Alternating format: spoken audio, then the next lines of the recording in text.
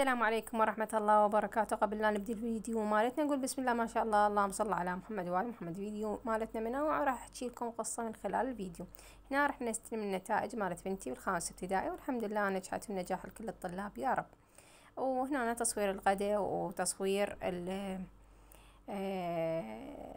يعني تنظيفات غسيل ما ادري شنو كله صورته لكم. قبل لا ابدي القصة مالتنا اشرح لكم انه الفيديو منوع، صورت لكم روتين بسيط، جزء بسيط كلش صغير من الروتين مالتي.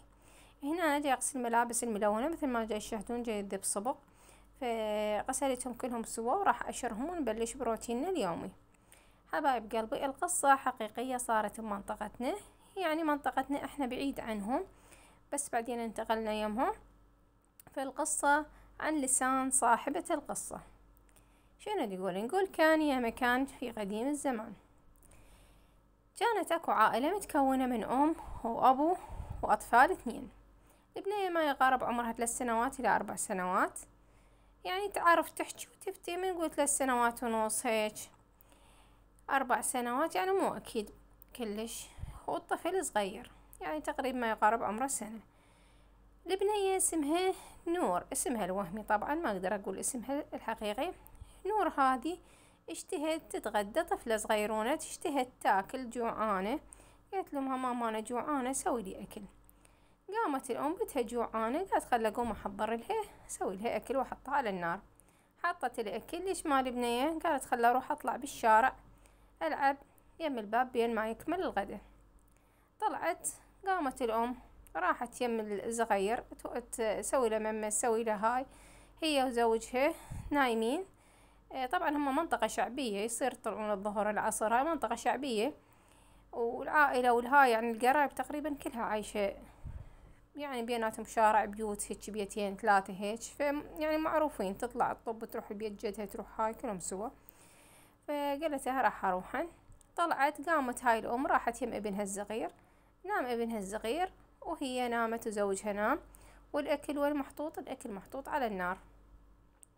ليش ما الاكل الغرفة، الباب الغرفة مسدود، ليش ما هذا الجدر احترق ونزل على القنينة ونزل على الهاي، فصار دخان كلش قوي. طبعا تعرفون الانسان من ينام يصير مثل الميت، اذا صار دخان راح يصير عنده اغماء، يعني ما يموت من الحرق، يموت من الاغماء مالت الدخان. الانسان من ينام يموت من الدخان، يعني يغمى عليه. ممكن انه واحد يقدر ينقذه، صار دخان قوي، هم غمى عليهم. الطفلة بالشارع تلعب، ليش ما صار الكهرباء؟ مشت للكهرباء، النار مشت للهاي، هم نايمين يعني بسبب الدخان مالت النار. البيت كله احترق، واحترق الام والاب والطفل الصغير.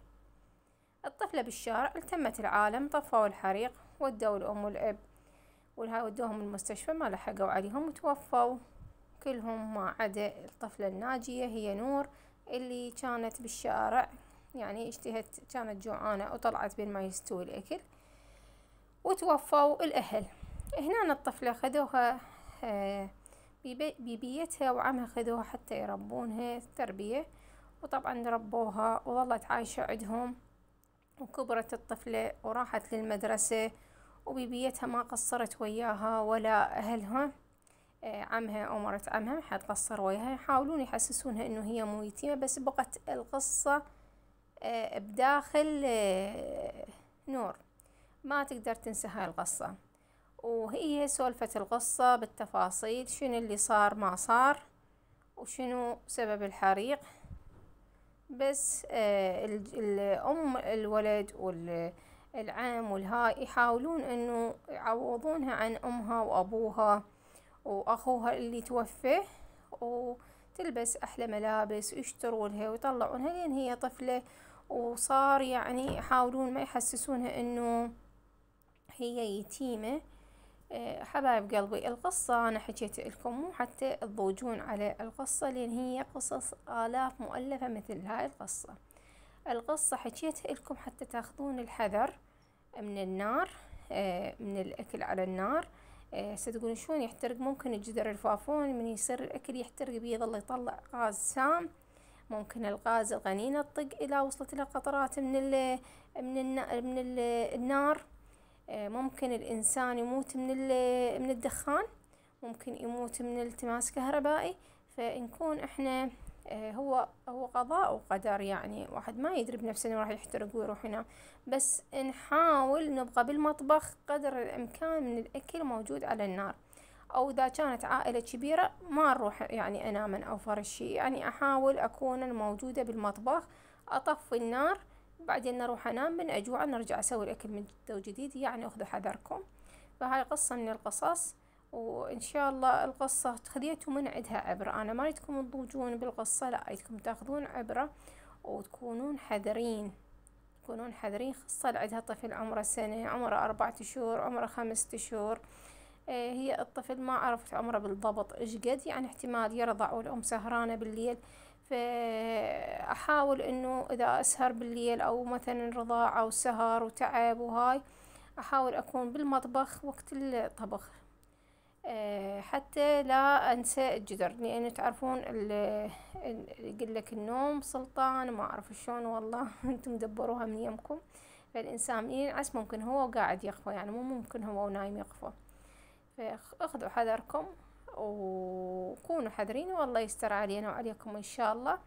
وإن شاء الله هاي القصص اللي أحكيها لكم بقناتي إن شاء الله تكون مثل ما تقولون الحذر يمحي الغدر. تكونون حذرين، وخاصة بالنار، الصوبة، الهيتر بالشتاء، بالسبلت، المكيف هسه صيف، البنكات أحاول أشيك قبل هسه صيف أول ما بدأ أكيد، يعني ظلات متروكات مدة، فأشيكهن من أريد أن أنام أطفي كل الأضوية الزايدة حتى لا يصير التماس كهربائي.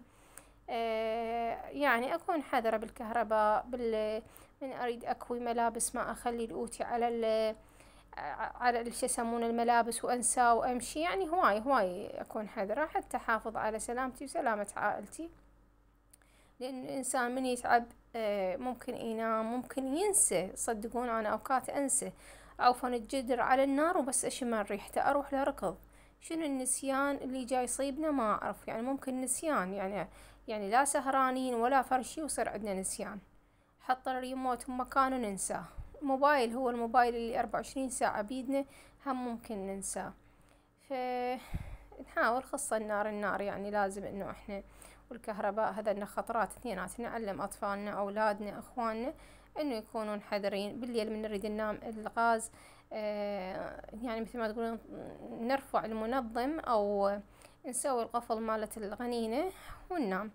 ممكن هذا الفيديو إذا ما نفعك أنتي وتكونين حذرة سووا مشاركة حتى يكونون حذرين. الباقين يكونون حذرين إنه الكهرباء يعني يكون حذر بيها، خاصة من تردون تطلعون مكان شيكوا الطباخ، الغنينة فلت المنظم مالت حتى لا يصير ضغط. الأضوية كلها أطفيها، كل شي أطفيه. بس الثلاجة أكيد الثلاجة لين يخرب الأكل فما أطفيها، وأخلي عليها بنكة أو أخلي عليها فلد، يعني جهاز تبريد إلها فقط. حبايب قلبي دوختكم أنا هواية، بس من يصير عندي قصة بيها عبرة أو فرشي ممكن تنقذ حياة شخص معين أسولفها لكم. يجوز أنا خذيت حذري، فأتمنى أنتم تاخذون حذركم. خاصة البنات الصغار استوهم فاتحين بيت وعائلة واستوهم متزوجين اللي أعمارهم صغيرة، فيكونون حذرين. لأن هواي جاي نشوف حوادث تصير، خاصة البنات الصغار لين استوهم متزوجين وصار عندهم طفل وسهر أو فد شي. المهم حبايب، هنا أنا جيت أغسل الغسالة دائما أغسلها أنا، بس يطيح السقف. قلت لكم أنا إحنا بيتنا إيجار، فالبناية شوية يعني قديم يعني مشتمل، فيوقع من السقف وتراب عليها 24 ساعة. فمن أخلص من عندها ملابس أغسلها، وأغسل المكان اللي جوا، حتى اللي جوا يصير عليها مو يطيح من الحائط من فوق السيراميك حد النصاير، فيصير شلون التراب، والتراب من نغسل يصير مثل الطين. فمن نغسل ملابس أوخرها وأغسل جواها. شوفوا هاي السيراميك النوعية مالته رديئة، بسرعة يتوسخ. قد ما تحطون كلور، قد ما تغسلونه، قد ما هاي يوسخ ويطيح تراب من الحائط من فوق. اي في 24 ساعة هذا اغسل ملابس، اغسل احد يدخل للحمام اغسل وراه، وهكذا. يعني ايدي بيه 24 ساعة، يعني حتى لو هو يتوسخ بسرعة فلازم واحد حتى لو هو يعني نغسله احنا. والحمد لله والشكر على الصحة والعافية والستر، هاي اهم شي بالحياة. شوفوا هذا التراب يطيح منا ومنا فيصير جواها. مو اذب الماي وهاي يصير مثل الطين، بس بسرعة يروح. ليش؟ لان هو هذا دائما اغسله انا، لو ما اغسله كان يصير يعني صعب، كان يصير صعب الغسل مالته. وهنا انا غسلة خفيفة للحال تخاف واقع صابون او فرش شي، واذب عليه ماي. وهاي هي انتعاش، ريحة الكلور وريحة الزاهية وبعدين شوية ديتول، يصير انتعاش ونظافة.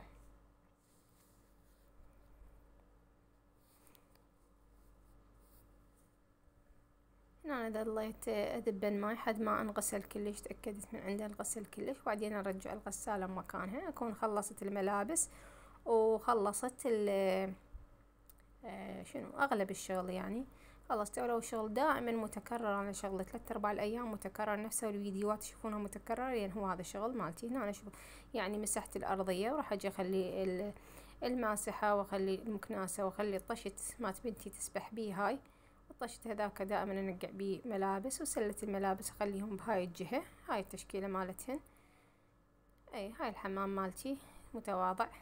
حبايب قلبي اتمنى الفيديو ينال اعجابكم. اذا عجبكم لا تبخلون باللايك والاشتراك وتفعيل الجرس. اللي هنا انا احب انعوكم واستودعكم الله، ونلتقي ان شاء الله بفيديو جديد، ومع السلامة.